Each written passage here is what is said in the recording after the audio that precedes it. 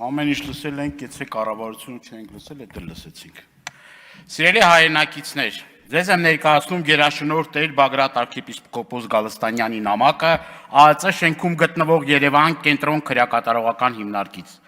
Այս խոսքը ընդունեք նաև ԱԺ պատգամավոր եւ հայրենիքի կալանավոր Արտուր Սարգսյանի եւ մյուս 16 հայրենիքի կալանավորների անունից։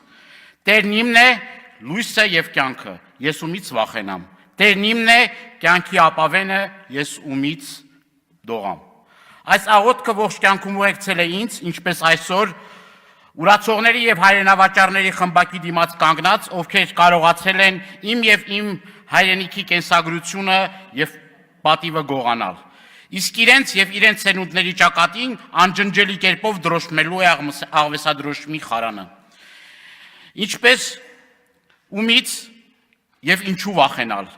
Այն կենսագիրներից, ում ձեռքը թաթախված է արյամբ, հայրենիքի եւ հաղթանակ ուրացող, ովքեր իրենց փողի եւ փորի համար փորձում են ահաբեկել եւ վախեցնել։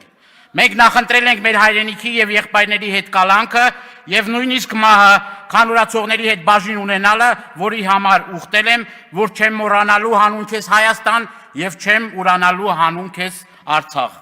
Հիմա անդրադառնում եմ այն հանգամանքին, որ այս 3 ամսվա ընթացքում 2 անգամ հրապարակային հարցում եմ ուղարկել գլխավոր դատախազին, քննչական կոմիտեի խեղճ ղեկավարին, որոնք մնացել են անպատասխան։ Այժմ այս ամբիոնից, որտեղից հնչել են մեր հասցեին զրպարտություններ, նույն հարցադիմումն եմ ուղում։ Ինչն է վերաբերվում 2 հոգու գյուլելու եւ 15 հոգու բանտ դնելու ձեր այդքան սիրված պատմությունը։ Երկրորդ,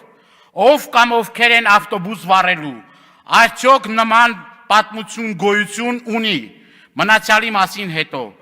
Արդյոք ձեր ներկայացված այսպես կոչված ձայնագրությունները փորձարկման, փորձակնության ենթարկվել են, թե ոչ։ Այդքան նենգ եք, որ ձեր նույնիսկ վկայությունները կեղծ են։ 8 ամիս շարունակ լսելուց հետո, պազելով, որ հիմնազուրկ եք, փորձել եք մի վերջին ճիքով ինչ-որ մի բան կորզել, գաղտնալսելով իմ եւ իմ հոգեվոր եղբայր Միքայել Սրբազանի խոսքը։ Ընդ որում, մեր կալանքը